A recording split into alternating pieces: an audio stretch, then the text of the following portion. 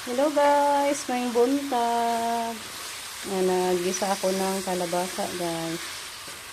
Kinuha ko na yung kalabasang bunga doon sa aking tanim.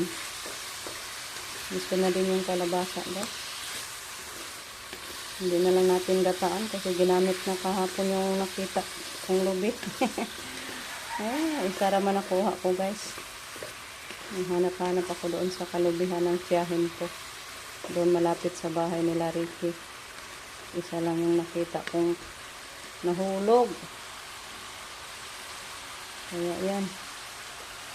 Nagisa ko ay ko kagabi sa ating puso ng saging guys. Kaya nga ngayon gisa na lang tayo. Mga piskong gulay mula sa ating garden. Mabutit may bunga yung talong kung hindi na-esprehan guys. Kasi hindi pa pwede kunin yung talong na na-esprehan ko. Hanggang 1 week pa yan pwede tanggalin yung bunga. Kaya nakakuha ako doon sa sa mga matatanda kong puno na talong guys. Doon sa sagingan. Yan. Ito yung nakuha nating bunga. Sige pa man siya pamunga guys. Lagi pa siyang nagbunga kahit matanda na. Pinutulan ko lang siya, then nagsanga ulit. Kaya ayun, nakakuha na naman tayo ngayon. Bagong tanim natin na talong, yan yung i-esprehan ko. So, maglagay ako ng konting soy sauce guys.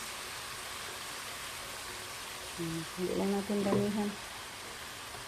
Para hindi mangitim yung ating gulay.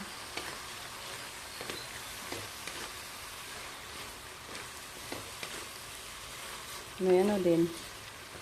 Nakakuha din ako ng okra. Kunti lang nakuha kong okra. 3 piraso lang. Ito.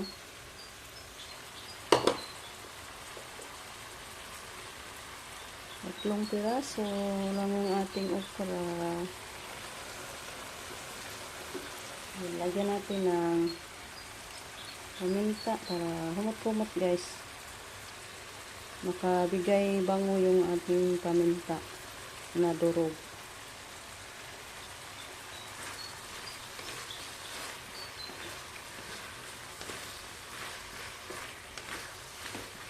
So, mamaya, kain tayo nito guys. Kaya sarap sa gulay na pisko talaga.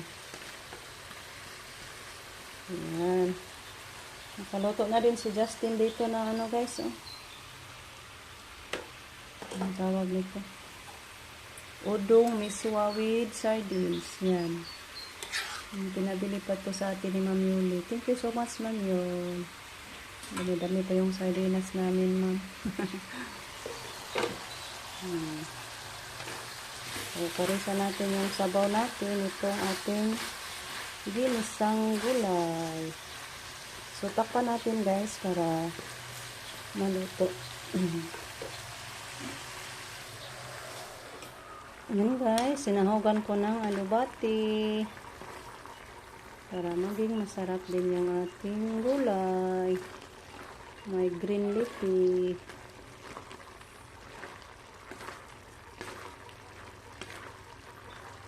So, takpan na lang natin guys para maluto din yung ating alubati. Madali lang naman itong alubati guys.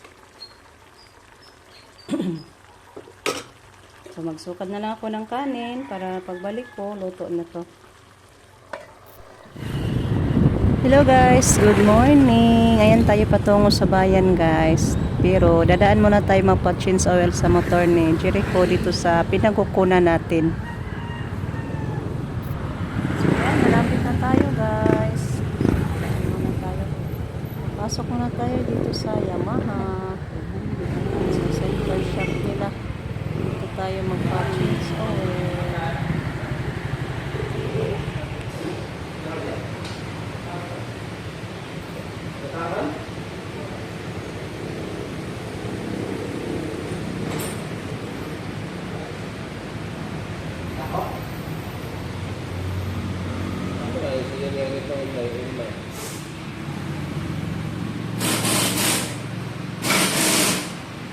Ito maninoon na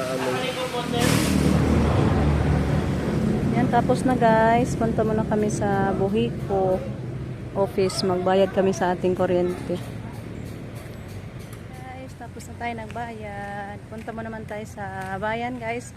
Bibili kami ng fertilizer para magpataba tayo sa ating muting kahoy. Iba ito mo ka o gagmay. Lagi. Di pala Karidaga. ini. Magdala na. Marunong. Sige. Wa, kuan na ni siya kanayahang na. Ditipon man pud ari di ang naglaway. Sa tipunon sa naglaway makuan jud iyang. Pero kuan, gahi pa man. Gahi man siya. Lapas mo ka niya. Pila ka kabuko sa kakilo? Kuwang paga. Kanang Dako ani di. upat ra kabuko sa kilo. Na sobra ra. Na lang. Yan, doon pa si Rico guys. Bili daw siya yung bilhin niya. Ito po yung mga nabili natin guys. Yan yung fertilizer. Kunti lang yung binili namin. Yung pangkasya lang muna sa kamuting kahoy natin. Bilhin din kami ng ulam guys. Oh. Dinuguan at saka paklay. Para kain na si Justin agad pag uwi natin. Kasi alas 11 pasok siya. Malapit na guys, alas 11. Kaya bumili na lang muna tayo ng luto daan. Ito maniit to guys, oh. Crab na maliliit. Tagal pa ni Rico. Siya na lang yung nagpunta doon guys. Dito na lang ako sa motor naghintay.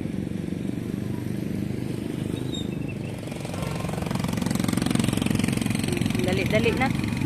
Malapit na alas 11. Ito po yung ulam natin na nabili guys. Dugo-dugo at saka paklay. Tama na mo. Dito na nagsuwat. Ito pa yung sobra natin kaya ng umaga. May kanin pa naman. Sobra kaya ng umaga. Kain na tayo guys. Tanghalian na ta. Wala pa ako. Yung school na Justin. Nakapants na. Magkaragsalina mong kaon. Pag-ilis. Ito yung natin guys. Maniit. Mga green kayong maniit. Kuha na sa dagko itong Tataba daw to guys. Sabi ni Rico.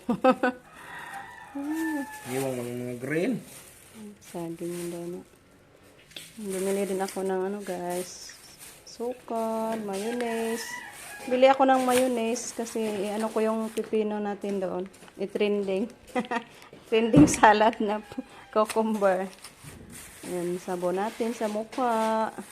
Perla. Sirado. Recado natin. Bili din ako ng seaweeds. Sabi na, guso. Yan yung isda natin. Yung malalaking isda ando nila mama. Natid na ni Rico. So, kain na tayo guys. Bukara na lang tong luto kurot. Yung mga una ta. Guys, magluto na tayo sa ating crabs.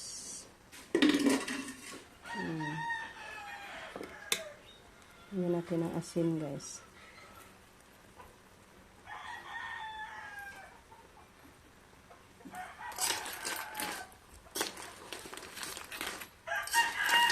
Sarap nito guys. 100 pesos to. 1 kilo. Hindi natin nakapuntang dagat. Kasi nung nagpunta kami, way hunas.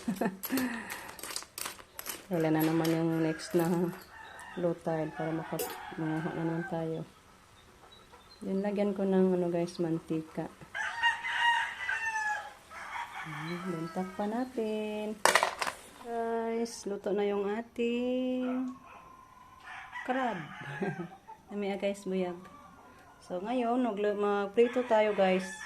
Yung isda natin, iprito. Kalahating kilo. Nagpainit na tayo ng mantika. Then ito, gipaksiw ko din yung half kilo na sapsap. Ayan. Na lang natin iprito guys para masahog-sahogan natin ng gulay para sa mamayang hapon na naman. Kasi may ano tayo gagawin mamayang hapon, guys. Punta tayo sa kamuting kahoy natin doon sa kabila. Mag-ano tayo, mag-apply ng pataba. So, ready na tong ulam natin mamayang hapon. Kahit magabihan pa tayo. Kasi maglakad-lakad na lang siguro kami ni Rico mamaya, guys. Wala na tayong magamit na motor. Nandun na, ginamit na sa mga estudyante.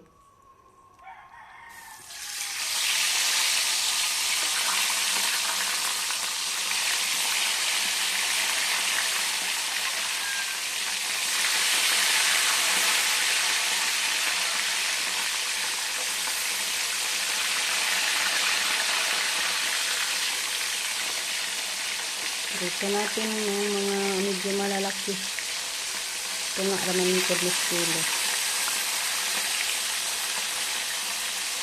Mahal kasi guys, kahit ganito lang kalaki. Pag 200 na ang kilo. Grabe talaga ang isda ngayon guys. Sobrang mahal na talaga ang mga bilihin.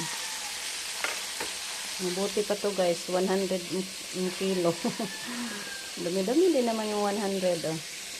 Guys, hanggang dito na lang muna yung ating video sa ngayon kasi tayo magluluto pa naman guys. So, thank you po sa inyong lahat guys sa walang sawang pagpapanood, sa paglalaan niyo po ng mga oras para manood sa aming video guys. Thank you so much po. Si Lord na magbalos sa inyo ng mga good health palagi at mga abundant blessing. So, sa ating lahat, God bless as always. Bye-bye. Anting tanan guys.